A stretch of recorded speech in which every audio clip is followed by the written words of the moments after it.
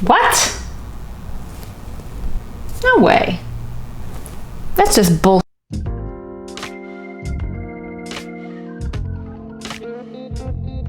Hi guys, welcome back to my channel.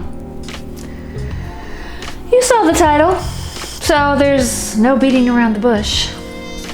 There are hundreds, if not thousands, of 55 plus communities popping up all over the nation, and I'm here to give you the dirt. Not that dirt. You know, this past year, real estate has just exploded, and many people are considering a move. Whether it's here to sunny South Florida or somewhere else in the country, 55 plus or active adult communities are popping up everywhere. The U.S. active adult community market is expected to grow at a compounded annual growth rate of 4.3%. So is a 55 plus community for you? Let's find out. You know, looking for a new home takes time, energy, and money. Not to mention the searching and searching. And in this market, competing and bidding. There's lots to consider. And one of the things you need to be considering are the rules in a 55 plus community.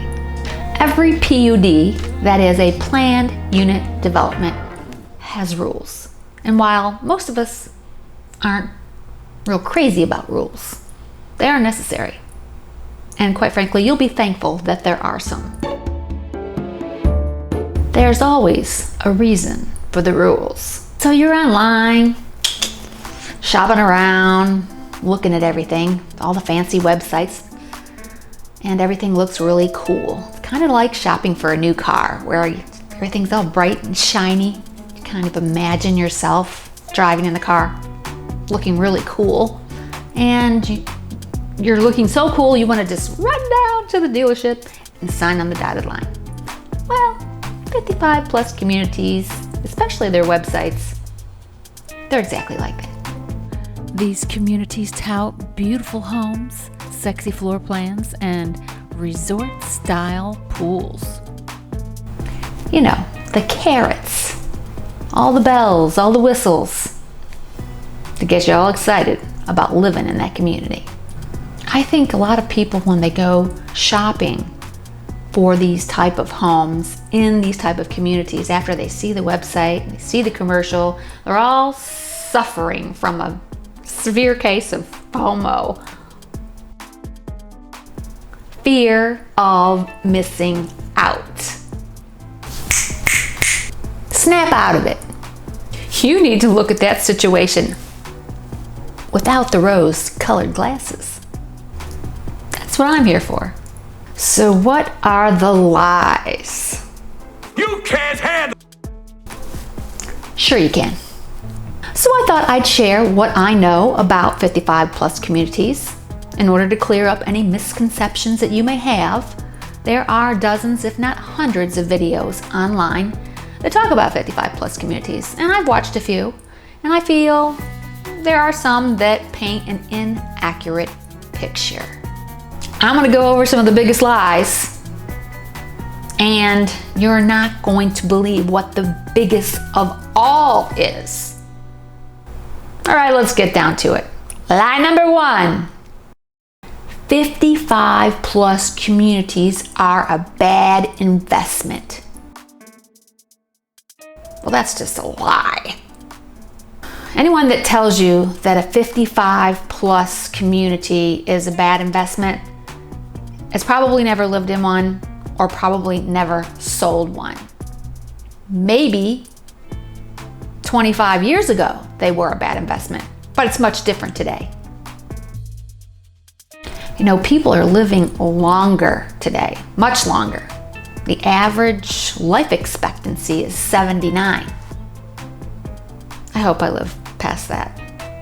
Not only are people living longer, they're more active than they ever were. Certainly more active than their parents were. with modern medicine and an abundance of information online about how to stay healthy, people are living their best lives. I'm actually one of those people. So, with everybody living longer, there are no shortage of old people, and the developers know it. That's why these active adult communities are popping up everywhere. Now, here in Florida, if you list your home and it's in an active adult community, it's going to sell just as fast for just as much as any other home in a gated community. And in some cases, even more. And I can show you. Look at this beautiful home in Del Webb, 1,856 square feet. Sold this April for $375,000. Now let's look at a sale in a non-55 plus community in the same area. These are the same size homes and they are actually selling for a little bit less. This one sold for $350,000. I'll give you a second example. And this one sold for $352,900. These communities are rich with amenities, which makes them very attractive. And in my area, the homeowner's fee in a standard gated community is pretty much the same as one in an active adult community, which has more to offer.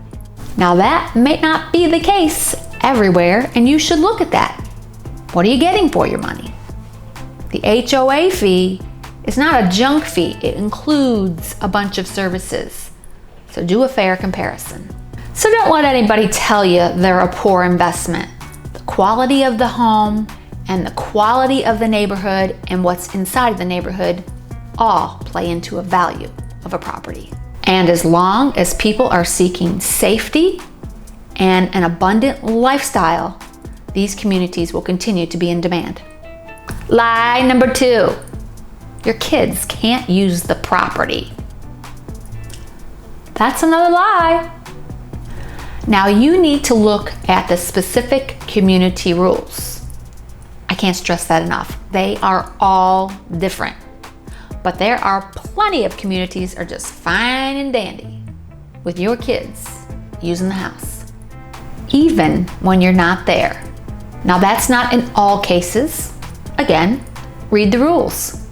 Some 55 plus communities will require you to be present, at least at the house, but not all. And if I had to give it a guess, it's probably about a 50-50.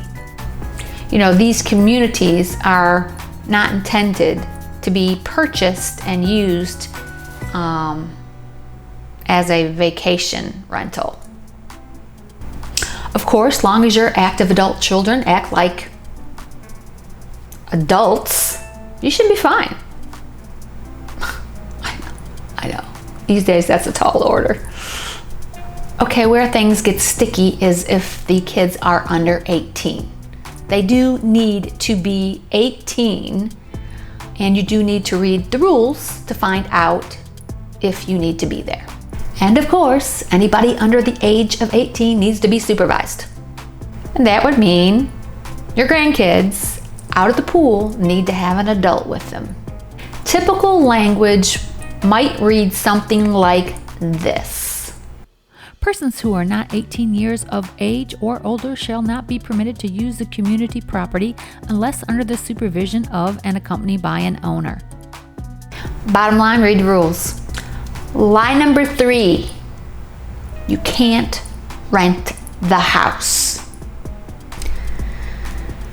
Now I know I'm going to sound like a broken record again, but read the rules. Most homeowners associations in an active adult community will allow you to rent the property with restrictions. Obviously, you can only rent the property to somebody who's 55. I'm like 110% sure that's a rule in every community. Second, you're going to have to get the HOA's approval to lease the property, and there's usually an application for that.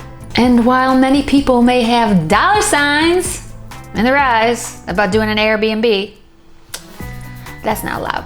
Most of these communities are going to have a rule that says a minimum lease time. It could be an annual lease of 12 months. It could be a minimum of 30 days, or in a lot of cases I've seen 90 days. One time a year, seasonal rental, a minimum of 90 days. So the good news is, if this is a seasonal home or a second home, you can offset your carrying costs by renting the property out. Don't let the naysayers discourage you. Line number 4, you can't have a pet. Is that a lie? Well, in most cases it is. If you are purchasing a single family home in an active adult communities, pretty much all of them allow you to have some type of pet. If you're purchasing a condo in a 55 plus communities, that's where they're very restrictive. And I would have to say probably only 50% of them allow pets. It's usually one pet under 25 pounds, 20 pounds. That's typical. At least half of them won't allow any pets. Now I'm sure you're wondering, what's the biggest lie of all? Lie number 5, you must be 55 in order to purchase in the community. That's a lie. What? You don't need to be 55? Again, those pesky rules, read them. Most of them will say that only one person on deed needs to be 55. Other cases, whoever's living in the property needs to be 55. If your spouse is 55 and the other is not, you're good. And here's something I'm sure you didn't know. So in some of the newer communities, you don't even have to be 55. Many of the newer communities, they'll just sell to you. And here is why. There is a HUD rule that says in order for the community to be classified as a 55 plus community, 80% of the residents must be at least 55. 20% don't. Now, it's a guideline, not a rule. So it's really up to the community. Older communities, meaning communities that have been around 5, 6, 7 years, 10 years, they normally will not sell the property to someone who's under the age of 55 because they don't want to risk their 55 plus status. So they normally just, it's a flat no. The newer communities, however, they want to sell houses. So since they're just starting to establish the neighborhood, they can normally keep the numbers in check and they will sell to someone under the age of 55. So as you can see, these 55 plus communities aren't so scary after all. There are many people out there will paint them as communities with a bunch of Karens. And frankly, any community that has a homeowners association can have a bunch of Karens in them, whether they're 55 plus communities or not. Any planned unit development, PUD, is gonna have rules. In an age-restricted community, age is just one extra rule that's added. Honestly, the rest of the rules are very similar to any planned unit development, and I've lived in quite a few. They all have their covenants and their rules, and you should read them. Honestly, there are so many benefits to living in an active adult community. Rules aside, most people will tell you they enjoy living there. Most of these neighborhoods have recreational centers or clubhouses where you can connect with your peers and get involved with fun activities like art shows, playing cards, holiday gatherings, educational classes, the list is quite long. Cocktail hour. Let's not forget that. I hope you found this information helpful. If you are considering a 55 plus community, I do have a video on how to pick one out, and I will pop it up here for you. Make sure you watch that. If you have any questions, of course, I will be happy to answer them for you, and you can put your questions below.